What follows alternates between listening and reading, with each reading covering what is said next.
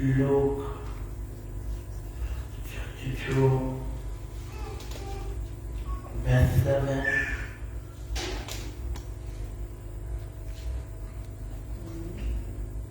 Luke 22, verse number 7. Ukumiswa kwesidlo esingcwele. Lwase lufika usuku lesinkwa esingenamvubelo okumelwe ukuba kuhlatshwe ngalo iPhasika. Wathuma oPetru noJohane wathi hambani niye ukusilungisela iPhasika ukuba sidle. 9. Bathi kuye uthanda ukuba sikulungiselephi na? 10. Wathi kubo bekani seningene emzini niyakuhlangana nomuntu othwele imbiza yamanzi, mlandeleni niye endlini angena kuyo. 11. Nize nithi kumninindlu uthi umfundisi kuwe liphi ikamela lokungenisa lapho ngingadlela khona iPhasika nabafundi bami na? Praise the name of the Lord. Now, champion, we have to appraise. We are reading from the scripture, one of the 4 Gospels. Now, the entire Bible, in the back door and the front door, it portrays Jesus. The entire scripture, from the book of Genesis to the book of Revelation, it portrays Christ. Now we have to appraise, champion. We are in a Passover conference. It's all about Christology. Christology is a study about Christ. And if we've got the study that is called Christology, we also have the study that is called theology. And the study that is called theology is a study about God. When you study a theology, you are reading about God. And if there is a Christology and a theology, there is what is called theology. Theology is a study about devil. You cannot fight the enemy unless you appraise or you begin to appraise the technique and the strategy of the enemy that you fight. Now we have to approach, as I rehearse what I've said, the time I begin to commence myself, and the scripture is giving us the clarification. We are reading in the book of Luke. Now, Luke, it was a doctor. He was a physician. He was a doctor, as a scholar, not to be ordained. Luke was a doctor. There are 4 books of Gospels that portray Jesus. In the book of Matthew, Matthew portrays Jesus as the king. In the book of Matthew, come on somebody, shout king. King. You are so quiet, shout king. King. In the book of Matthew, Jesus is portrayed as the king. In the book of Mark, Jesus being portrayed as the servant. Come on, somebody, shout servant. In the book of Mark, Jesus is a servant. is at work. In the book of Luke portrays Jesus as a son of man or as a perfect man. Come on, somebody shout, perfect man. Perfect man. You are so quiet, shout, perfect man. Perfect man. Now we find John. John says, I'm different than Matthew. Matthew portrays Jesus as the king, and nevertheless Luke portrays Jesus as the servant, and Luke portrays Jesus as the son of man and as the perfect man. But John portrays Jesus in a different way, because John is saying he is not a king, he is not a servant, he is not a perfect man or a son of man. But John says he is the son of God. He began to change the routine or the tone. He said he is the Son of God. We heard John says, in the beginning there was the Word, and the same Word was with God, and the same Word was God. And John said, a part of everything, and there was nothing that made hold or command, but it's only the Word that it is Jesus that operates in the exilic time, in the exilic point. It is the Word.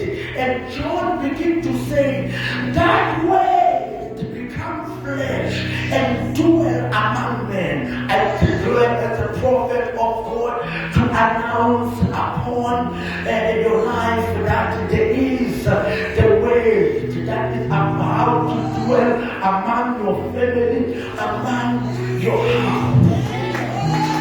Among your house. Now we are in a Last Supper. We are in a Last Supper. Now we have to praise champion that we find the story of the Last Supper. It was a night before Jesus being crucified, or before Christ's crucifixion, and it is reported, or it is recorded into the 4 books, and those books in the book of Matthew, chapter number 26, verse number 17. Now we find this Last Supper, and in the book of Matthew 26, verse number 17, verse number 17 is telling us about this Last Supper. In the book of Mark 14, verse number 12 to 25, we find this Last Supper. In the book of Mark 14, verse 12 to 25, we find this Last Supper. In the book of Luke 22, verse 7 to 38, we find this Last Supper.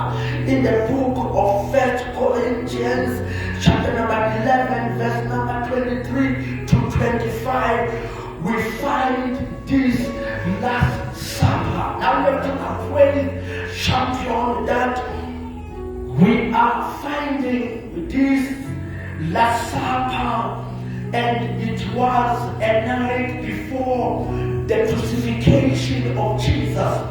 This is amazing. The man that is different in his time of trouble, he contracts, he begins to make the Last Supper. Now we have to understand that when we speak of the Last Supper, it's also called a Lord's Supper. It was not only the Last Supper, but it was the Lord's Supper. In other words, when Jesus speaks about the Last Supper, he was speaking about a supper with God. This is not just a final supper, but it is a supper with God. Oh my God, I see a danger is coming, but in the danger that is coming, what the manner of man is this? Instead of preparing his program for the funeral, but this man, he prepared a last supper with God. I'm coming closer now. We are looking for people in your mess. Instead of crying, you better prepare a last supper with God. He said this is gonna be a Lord's supper. Maybe the enemy want to end my life. Instead of ending my life, instead of destroying me, it's gonna be a Lord's supper. I declare in your life there shall be a final meal for your life and for your family. It's time for a final meal. Now we have to appraise champion. There is something significant and something paramount. Now if it is the last supper and the last supper tend to be a Lord's supper, may I declare as a prophet of God, your downfall will tend to be a Lord's supper. I declare as a prophet of God. Now the same last supper that was called a last supper, it was a Lord's supper. And when we take it further, the same last supper was called a final meal. Because when God is present, it's no longer a last supper, but it is a final meal. May I declare as the oracle of God, there is a final meal for somebody. Maybe the enemy is about to destroy your life, but I see and I look and I perceive it is a final meal. A final meal for somebody. A final meal for you. Now, and the Bible is telling us something that you need to appraise, that you need to grab. Now Jesus, he began to send two disciples. He said, go and prepare a Passover. Look your neighbor, say, prepare for the Passover. Prepare for a Passover. As I rehearse what I've said, now the beginning of the Passover is in the book of Exodus. Exodus chapter number 12 from verse 1 to 7. And the Bible is telling us that a household, it was prepared to have the lamb. Look your neighbor, say, you must have a lamb. Now a household must have, it was prepared for a household to have the lamb. In the household, they don't have a lamb. There will be a sacrifice, but if the lamb is there, the lamb will be the sacrifice on their behalf. Oh, Jesus, be my sacrifice on my behalf. He is a sacrifice for my family. He is a sacrifice for my loved ones. Now Jesus is a lamb. Now as they were having a lamb, there were regulations, there were things that they need to comply with. They had to take a lamb without spot, a lamb that is blameless. And when they take the lamb, they must take a lamb that is 1 year old. Now the Bible is telling us that a priest every year, once a year, a priest was supposed to enter into a holiday of holiday. We are going to see it next time. But now the Bible is telling us that they had to take the lamb, and they must take 1 year lamb and the lamb without a spot, and they have to take the lamb and they have to cook the lamb, and they have to take peace accordance, and when they eat accordance, if the lamb is too much for the household, they're supposed to share with their nearest neighbor. Oh, may I declare in this conference, you must eat the lamb accordance. I declare you must eat the lamb to the fullest. May you take from the lamb and eat until you say, I'm enough. You must take from the lamb and say, until I'm okay. We need to eat from the lamb. And now the Bible is telling us there is another occasion, an event that is about to take place. The event of the angel of death. Now they were supposed to take the blood of the lamb, and when they take the blood of the lamb, they had to put at the doorpost. And when the angel of death sees the blood, it will pass. Now that was the introduction of the Passover. Before this occasion, they've never had anything about what is called a Passover. May I declare as a prophet of God, in your mess you are about to get what you don't know. I declare as a prophet of God, sometimes you need a danger to experience a Passover. Sometimes you need a rejection to experience a Passover. Sometimes you need to see people betray you or turn their back to experience a Passover. You cannot see a Passover. In Hebrew, the name Passover is means Pesach. You cannot experience a Pesach unless you are in a corner where you cannot cry to anybody, unless you are in a corner where you cannot shout to your cousin or to your friend, when you are in a corner where you cannot call on a man. It's a corner where you are going to experience the God of a Passover. And I know you experience the God of a Passover when you face the Red Sea. And now the angel of death is being announced itself. It says, when I see the blood, I will pass. I declare as a prophet of God, there are things after his Passover that will pass. You need a meal to experience a danger pass. Oh God, it was a last supper. It was a final supper. It was a final meal. It was a Lord's Supper. Every time when there is a Lord's Supper, death will pass. If there is a final meal, death will pass. Poverty will pass.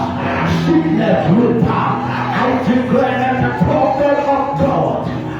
Now we have to approach, and the Bible is giving us the notification that there was a lamb that was nailed before the foundation of the earth. So when we find the last meal, the last supper, the Lord's Supper, the final meal, and in the book of Exodus chapter number 12, it was a final meal for the household, a final meal for a family.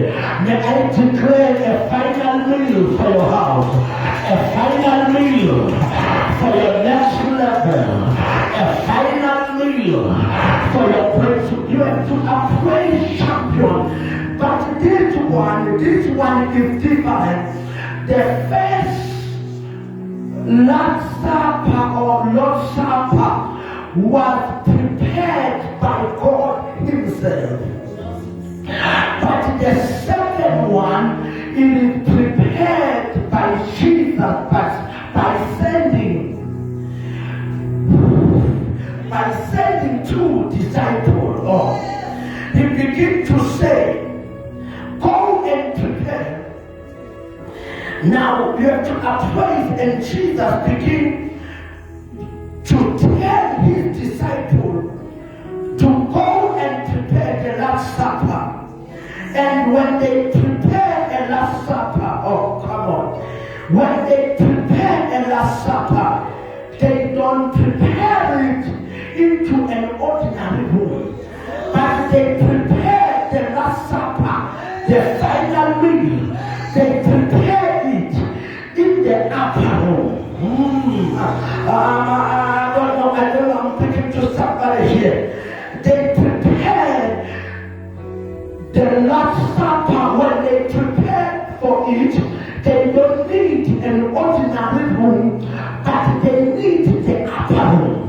May I declare as the oracle of God, there is an upper room.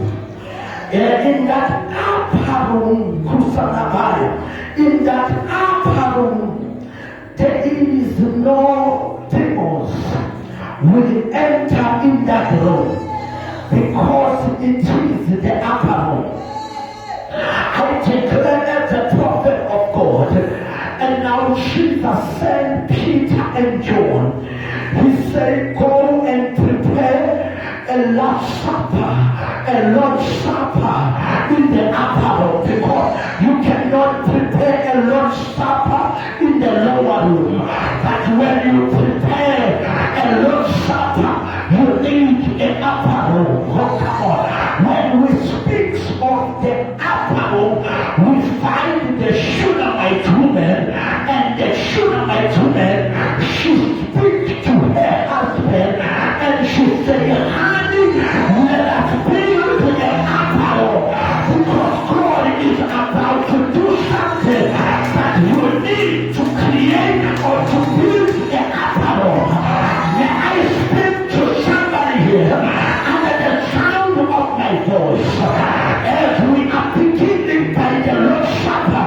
May I call you to the upper room. May I call you out from your sickness. May I call you out from your problem. May I call you out from your leg. You need to go to the upper room. Leave your problem behind. Leave your leg behind. Leave what you experience in your knowledge. You need to go into the upper room.